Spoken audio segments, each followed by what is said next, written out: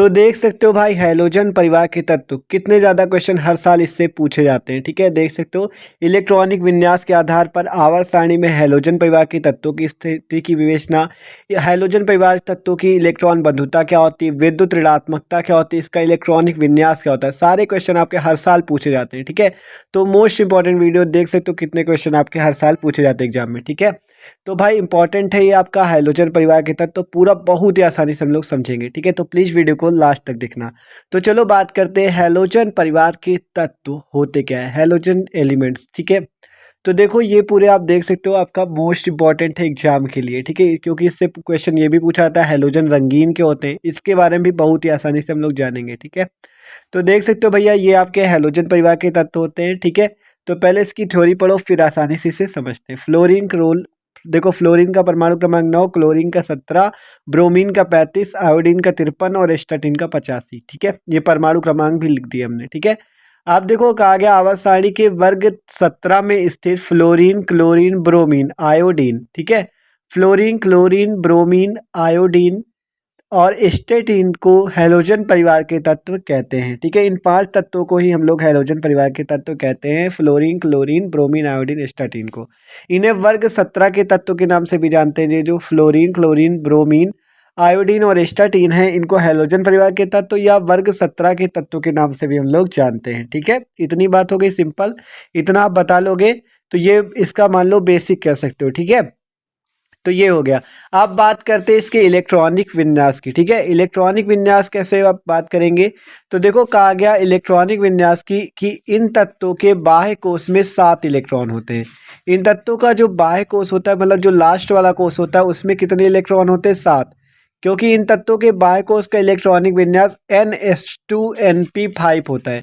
देख सकते हो 2 + 5 जोड़ दोगे तो 7 इलेक्ट्रॉन। ठीक है, NH2NP5 मतलब 2 + 5 कितना हो जाएगा? 7। ठीक है, 7 हो जाएगा। तो इसीलिए कहा गया NH2NP5 होता है। ठीक है, इसलिए इसका इलेक्ट्रॉनिक विन्यास NH2NP5 होता है और इलेक्ट्रॉन कितने होते हैं इस पे? 7। ठीक है, तो देख सकते हो हमने यहाँ इलेक्ट्रॉनिक विन्यास इसका निकाल लिया। फ्लोरीन का 1s2 2s2 2p5, क्लोरीन का 1s2 2s2, देखो फ्लोरीन का ये हो गया, आप क्लोरीन का 1s2 2s2 2p6 3s2 और 3p5। इसी प्रकार से ब्रोमीन का देख सकते हो, ये आपका 1s2 2s2 2p6 3s2 3p6 4s2 3d10 and 4p5। ठीक है, इसी प्रकार से आप आयोडीन का भी निकाल सकते हो। ठीक है, पूरा आपका लास्ट पे आ जाएगा 5s2 और 5p5। ठीक है, इसी प्रकार से एस्टाटीन का निकालोगे तो आपका लास्ट पे क्या आ जाएगा? 6s2 और 6p5। ठीक है, 6s2 6p5। तो आप यहाँ पे सब देख रहे हो, आपको 2s2 2p5 3s2 3p5 4s2 4p5 मतलब पूरा 6s2 6p5 तक मिल रहा है। तो किस टाइप का इलेक्ट्रॉनिक विन्यास आपको यहाँ पे दिख रहा है? फ्लोरीन, क्लोरीन, ब्रोमीन, आयोडीन और एस्टाटीन का NS2NP5 प्रकार का। देख सकते हो NS2NP5 प्रकार का इलेक्ट्रॉनिक विन्यास दिख रहा है, जहाँ N की जगह 2 3 4 और 5 6 है। ठीक है, ठीक है, तो NH2NP5 प्रकार का इलेक्ट्रॉनिक विन्यास और अंतिम कोश में इलेक्ट्रॉन कितने? 2 और 5 जोड़ दोगे 7 इलेक्ट्रॉन। ठीक है, देख सकते हो 2 + 5 कितने इलेक्ट्रॉन हो जाएंगे? 7 इलेक्ट्रॉन हो जाएंगे। ठीक है, तो इसलिए कहा गया बाह्य कोश में कितने इलेक्ट्रॉन होते हैं भैया? 7 इलेक्ट्रॉन। ठीक है, तो देखो इन तत्वों के बाह्य कोश में 7 इलेक्ट्रॉन होते हैं। इन तत्वों के बाह्य कोश का इलेक्ट्रॉनिक विन्यास NH2NP5 होता है। ठीक है, ये बात हो गई इसके इलेक्ट्रॉनिक विन्यास की, आप पूरा देख सकते हो। ठीक है, 7 इलेक्ट्रॉन होते हैं, क्योंकि 2 और 5 को जोड़ दोगे तो बाह्य कोश में कितने इलेक्ट्रॉन आ जाएंगे? 7 इलेक्ट्रॉन। ठीक है, 7 इलेक्ट्रॉन्स होते हैं इस पे आपका हैलोजन परिवार के तत्वों के बाह्य कोश पे। ठीक है, इतनी बात हो गई। आप बात करते हैं इसकी इलेक्ट्रॉन बंधुता का क्रम, इलेक्ट्रॉन बंधुता की बात करते हैं। तो जो इलेक्ट्रॉन बंधुता होती है, देखो सबसे ज़्यादा क्लोरीन की होती है, फिर फ्लोरीन की, फिर ब्रोमीन की, फिर आयोडीन की। देखो यहाँ पे आपको दिया भी गया, थ्योरी भी नीचे पढ़ लो थोड़ा। आप कह सकते हो हैलोजन की इलेक्ट्रॉन बंधुता वर्ग में नीचे की ओर जाने पर पहले क्लोरीन तक बढ़ती है और फिर घट जाती है।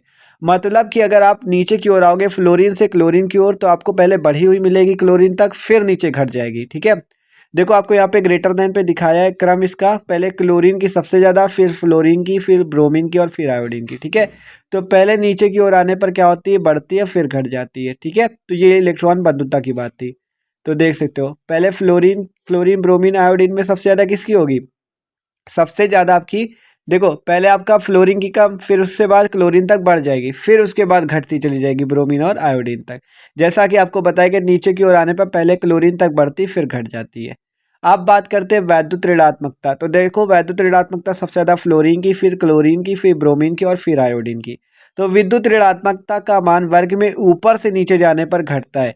जैसे जैसे आप फ्लोरीन से स्टार्टिन की ओर आओगे वैसे वैसे आपका विद्युत ऋणात्मकता का मान घटता जाएगा। ठीक है, तभी आपको देख सकते हो इसका घटता क्रम हमने पूरा दिखा दिया। फ्लोरीन की सबसे ज़्यादा, फिर क्लोरीन, फिर ब्रोमीन और फिर आयोडीन की। ठीक है, तो ऊपर से नीचे आने पर वैद्युत ऋणात्मकता घटती है। ठीक है, अब बात करें हैलोजन परिवार के सभी तत्व अधातु हैं। ठीक है, जितने भी तत्व हैं ये सब नॉन मेटल्स हैं, ये कोई धातु के गुण का प्रदर्शन नहीं करते, सारे अधातु हैं।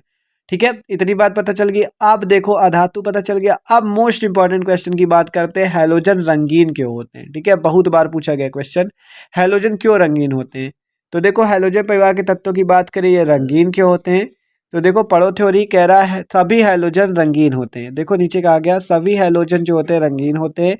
इसका कारण यह है कि इनके अणु दृश्य क्षेत्र में प्रकाश अवशोषित कर लेते हैं। ठीक है, जिसके फलस्वरूप देखो दृश्य क्षेत्र में प्रकाश अवशोषित कर लेते हैं, जिसके फलस्वरूप इनके इलेक्ट्रॉन उत्तेजित होकर उच्च ऊर्जा स्तर में चले जाते हैं, जबकि शेष प्रकाश उत्सर्जित हो जाता है। और हैलोजनों का रंग वास्तव में इस उत्सर्जित प्रकाश का रंग होता है। ठीक है, तो क्या बात कही गई, सभी हैलोजन रंगीन होते हैं। इसका कारण क्या है, क्योंकि दृश्य क्षेत्र में ये जो हैलोजन अणु होते हैं प्रकाश को अवशोषित कर लेते हैं, मतलब शोषण उसका कर लेते हैं, जिसके फलस्वरूप इनके इलेक्ट्रॉन उत्तेजित होकर उच्च ऊर्जा स्तर में चले जाते हैं और शेष प्रकाश जो होता है वो उत्सर्जित हो जाता है। और हैलोजनों का रंग वास्तव में इस उत्सर्जित प्रकाश का रंग होता है। उदाहरण के तौर पर भी देख सकते हो, कहा गया फ्लोरीन बैंगनी प्रकाश अवशोषित करके हल्का पीला दिखाई देता है, जबकि आयोडीन पीला तथा हरा प्रकाश अवशोषित करके बैंगनी रंग का प्रतीत होता है। इसी प्रकार हम Cl2 हरे, पीले तथा बैंगनी के नारंगी लाल रंग की व्याख्या कर सकते हैं। मतलब सिंपल कहा गया, फ्लोरीन क्या करता है, बैंगनी रंग को अवशोषित करता है और पीला दिखाई देता है, हरा पीला। ठीक है, हल्का पीला। और इसी प्रकार आयोडीन भी। ठीक है, तो ये इसका उदाहरण भी आप लिख सकते हो।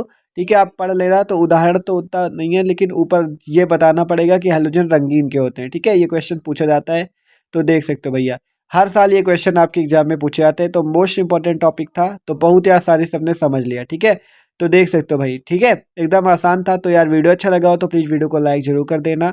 Okay, thanks for watching this video.